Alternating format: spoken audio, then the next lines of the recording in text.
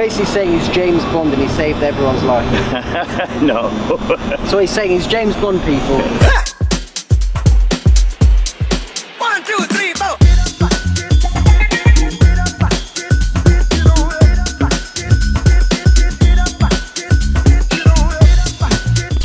Right, everyone, we are day number 2 in Kentucky. We've done some exploring, some good food spots. Now we need to go find a haircut in a landmark location. There's a baseball bat museum literally downtown. It's about 10 minutes away. So we're gonna take a little ride down there, set up my equipment there. We're gonna go do a haircut outside the museum. Let's go. Big old baseball bat. Look at the size of that thing. So now I've got to try find someone that wants a free haircut. Excuse me, sir. Excuse me. Excuse me, sir. Excuse me, bro. Hello, man. I must get at least 100 no's before I get 1 yes. Very disheartening, people. But we're still out here. We're going to get a trim before the end of the day, even if it takes me all day. Excuse me, bro. Why you trying to want a free haircut? Sure. Yeah? Tell me what you'd like to do with your head. I don't know. Just like it short and out of your face. Yeah, that's pretty much all. Yeah? What's up, bro? You want a free haircut, yeah? Yeah. Why not? Sit down, man. What would you like to do with your hair? Man, let's see what I want. Fade out. Just fade it a little bit on the side. Fade what? Low fade, high fade? Leave it on top. You want nothing off the top? Nah. So what do you want? Like a 2 on the side and then like a medium skin fade? Yeah? Cool. Let's do it, bro.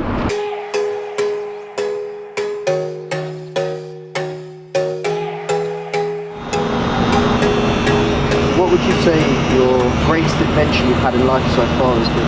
I got a You say what? I got a free haircut one time. This is your second free haircut, right? No, this is the first. Oh, he's being clever. Okay, I get you, I get you. The comedy stuff, head down for me. Crazy adventure in life. Working for NATO, I was an international courier while I was in the military.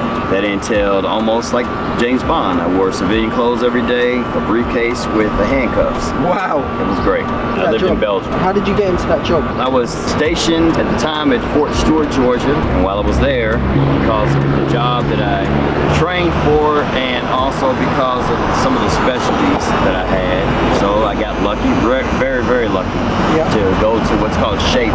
It's the military branch of the UN. SHAPE is an acronym for Supreme Headquarters, Allied Powers Europe. Yeah. So that's how I got there, stationed, checked out my clearances, and that's where I was assigned to. So you were high up in the military? Well, no, really at the time I wasn't. I was a specialist, just again because of some of the specialties that I had along with my job, I was able to get there. I don't know, I'm a bit of a square, a bit of a homebody. Homebody, yeah. There's nothing wrong with that. Is your greatest adventure maybe spending time with your family, doing things like that where you enjoy? Yeah, sure. It doesn't always have to be something super adventurous or nutty.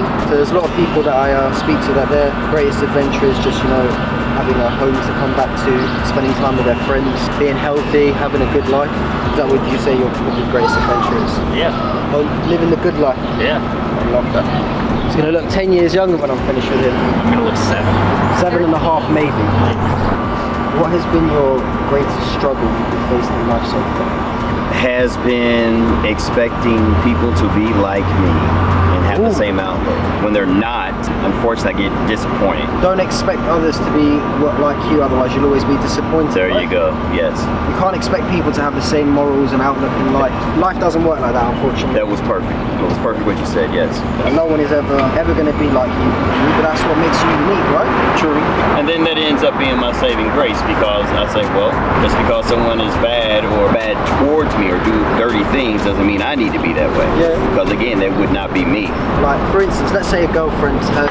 Just because she's hurt you doesn't mean that you need to treat the next person you're with like that. The same way, that's because correct. Not everyone is like that. There's lots of bad people in this world, but there's lots of good people as well. I don't know. I'm just trying to be a good person. Why is that a challenge? It's easier to not be a good person. Yeah. It's way easier. There's so much temptation out there just to be in the most polite way an arsehole, right? Yeah. I try to not.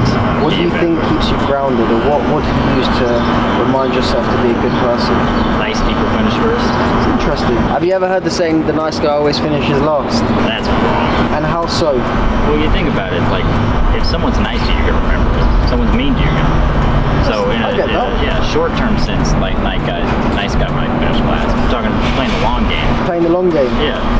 I feel you. We're gonna remember. You want to be remembered, not forgotten, or remembered as being the arsehole, right? Yeah, I don't remember it as a jerk. I think everyone's always trying to be someone they're not nowadays. I saw you there waiting patiently while I was having a chit chat. You were like, well, it's free, huh? No, believe me, everything free is not good. Well, no, this is free and it's good. I have no doubt. You can usually tell about someone. I'm a Yeah. good judge of character, I really am. Oh, well, you must be an awful judge of me then. I don't think so. If you had a 15-year-old version of yourself sitting in front of you, what advice would you give them?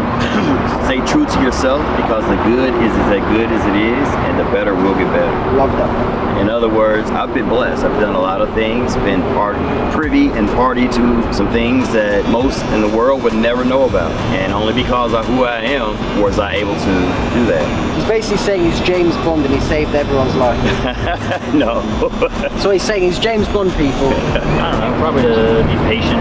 Be patient, yeah? Yeah, I'm only 8 years older than a 15-year-old, so I don't know how much wisdom I can impart, but I think you learn a lot in your young 20s from 18 to about, from 18 to about 25, 26. Do you think there's a big problem with kids nowadays in patience? no. I mean, No? it's like every generation has their own problems. It's mostly just people complaining about getting older. Because people are upset that they're not kids anymore. It's an interesting way to look at it. The baby boomers once upon a time were the end of everything good in this country, and now they're complaining about Now it's millennials. Generation Z, right? Yeah, Zoomers, baby. What's up? How's it look? Thank you. Of course it's looking good, I'm cutting it.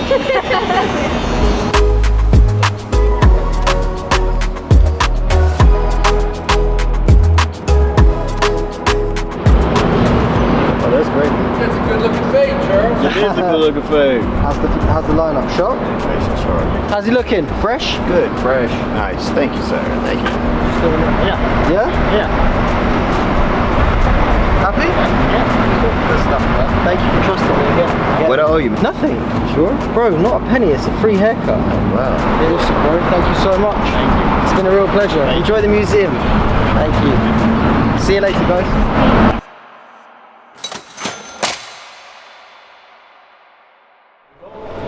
Let's get you in there. Thank you, man. You're very welcome. Matter of fact, you want to go now? Yeah, let's do it. Here's your ticket. I mean, I'll walk you in there. Amazing. Because they just got started.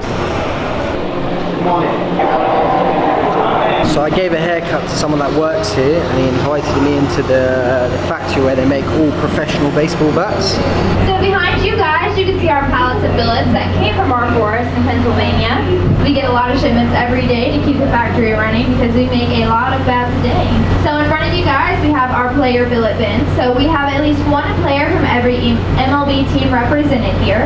These billets have been specifically picked for this player, sometimes even by the player, based on the weight of the billet that they prefer and the length of the billet that they prefer. So you guys will get a chance to get up close and personal with the billets. Once the video starts playing, you're more than welcome to get them out and take a look. We also have sample bats in here as well. But please make sure if you get them out, you put them back to where they belong. We would not want Acuna getting Mancini's billets, alright?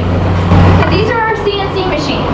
CNC stands for Computer Numeric Control. These machines make all of our professional bats. There are only 2 machines in the world that will make a professional Louisville Slugger bat. Any bat that you have seen in a MLB game, or if you've seen a Louisville Slugger used on TV in the last 20 years, it was made right here by these 2 machines in front of you. These machines only make about 15% of what we make here at the factory. The rest is all of our retail. Not a big guy in there. And more durable. So all of these bats that are made here are the ones that you see in Dick's Sporting Goods, that you see in our gift shop, that you see online, that you can order from us. So basically all retail is made here.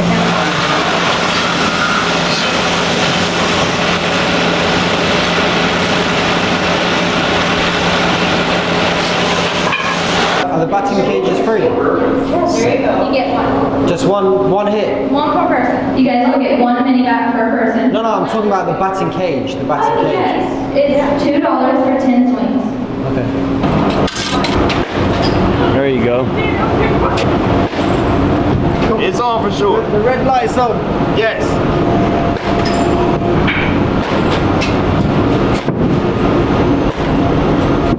You good? That's it. That was good fun, man. Thank you. You're welcome. How nice was Charles to let me have a museum tour. I got a little mini bat that I'm gonna keep. Lewis Slugger. Museum tour. We had some haircuts. It's been a successful day. Ready for my... Why is there a dent on my bike? I'm not sure if you can see it. There's a little dent there. Right, it's time to get some food. We're gonna go meet Joe a bit later this afternoon.